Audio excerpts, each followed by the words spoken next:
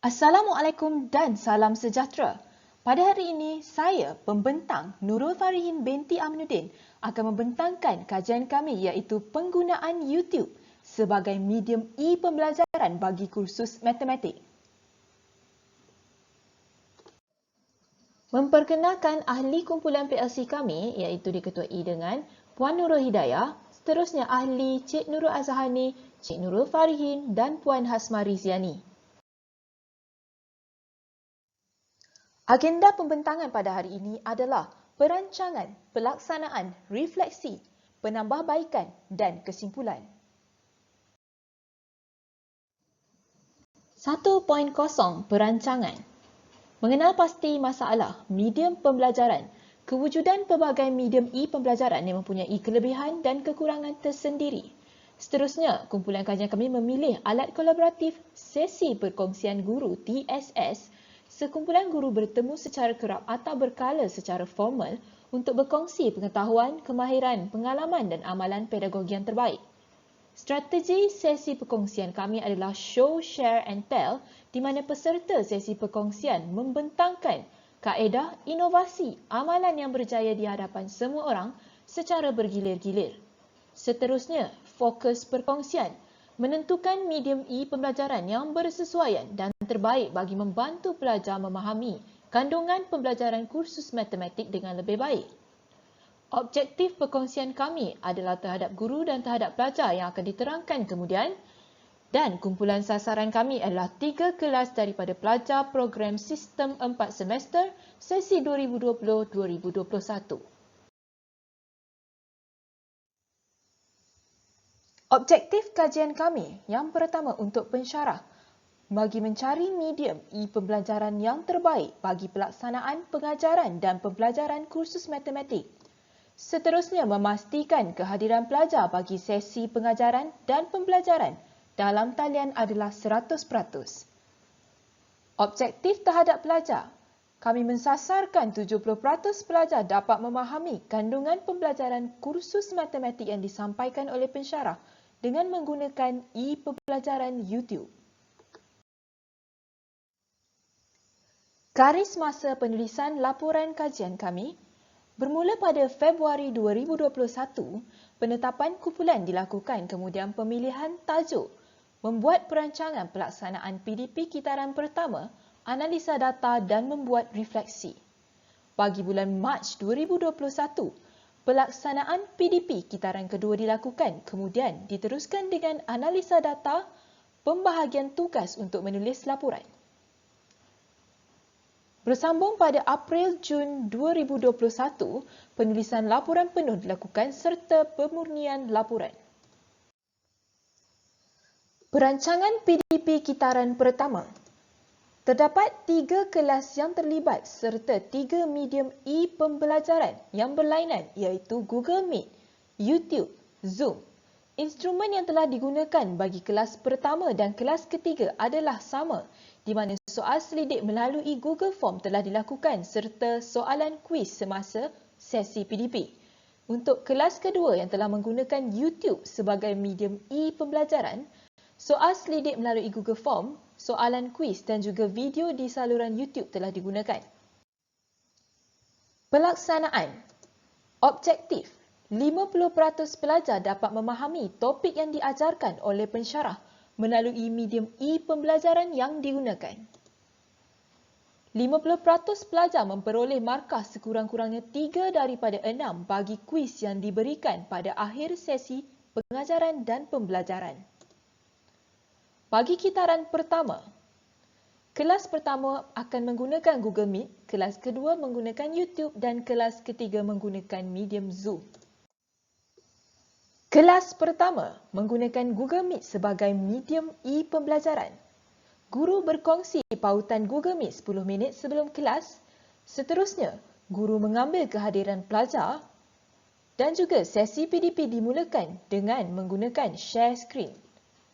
Pelajar kemudian akan memuat naik jawapan kuis di Classroom. Ini menunjukkan interface bagi sesi PDP penggunaan Google Meet sebagai medium e-pembelajaran di mana pensyarah menerangkan topik dengan menggunakan fungsi share screen. Seterusnya, kelas kedua, YouTube.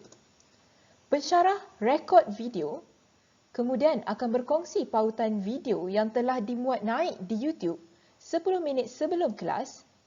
Pelajar akan menonton video dan menjawab soalan kuis. Dan yang terakhir, pelajar memuat naik jawapan kuis di Google Classroom. Ini adalah interface untuk sesi PDP menggunakan YouTube. Kelas ketiga menggunakan Zoom sebagai medium e-pembelajaran. Guru berkongsi pautan Zoom 10 minit sebelum kelas dimulakan. Kemudian guru mengambil kehadiran pelajar. Seterusnya, sesi PDP dijalankan menggunakan fungsi share screen dan pelajar memuat naik jawapan kuis DGC.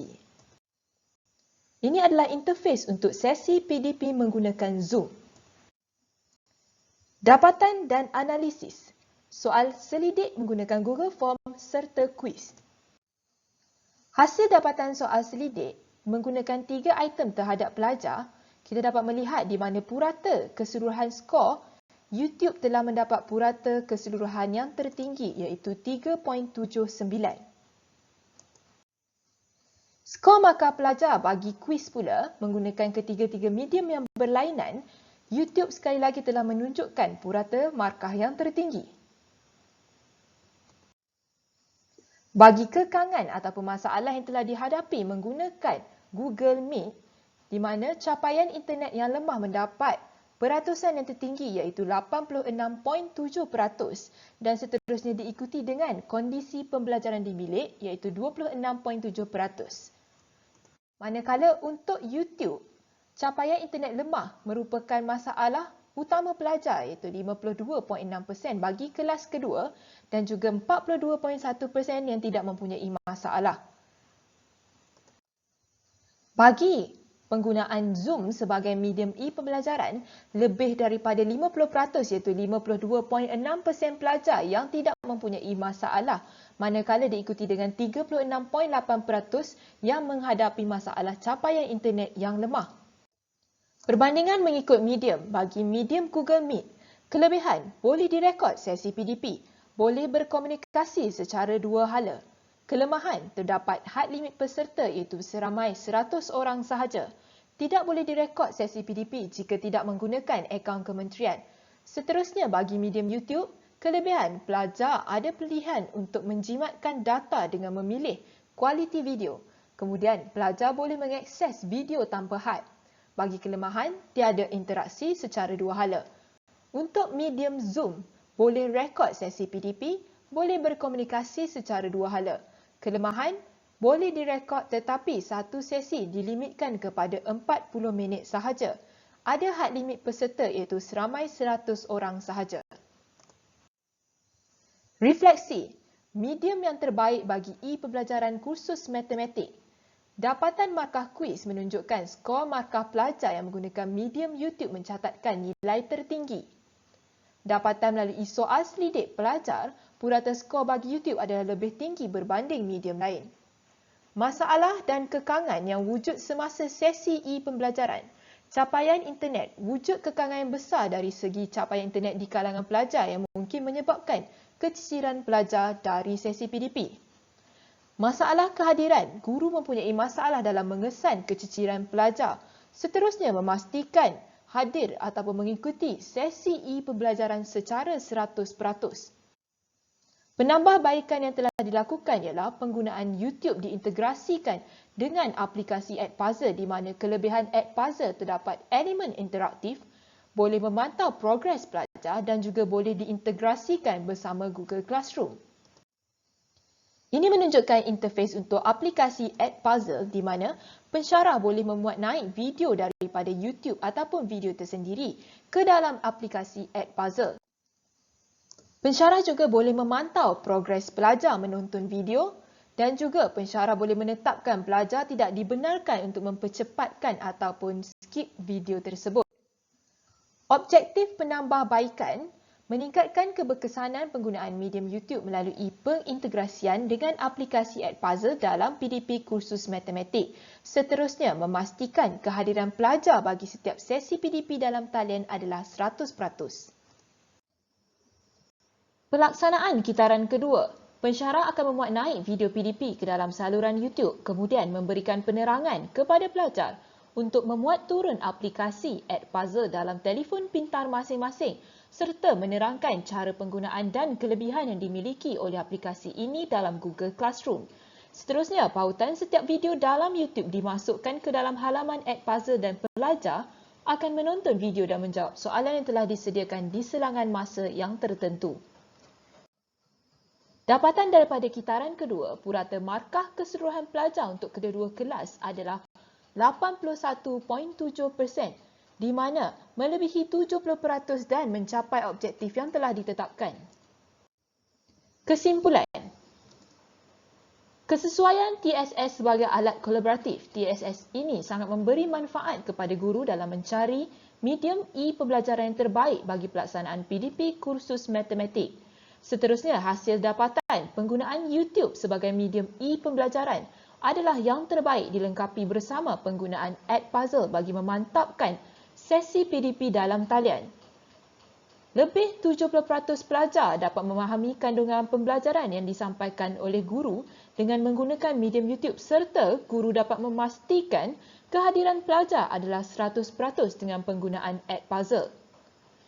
Impak kepada organisasi dapat memberi impak kepada organisasi dalam menambah baik strategi pengajaran ke arah yang terbaik bagi membantu pelajar untuk mengadaptasi norma baru dalam PDP. Sekian, terima kasih.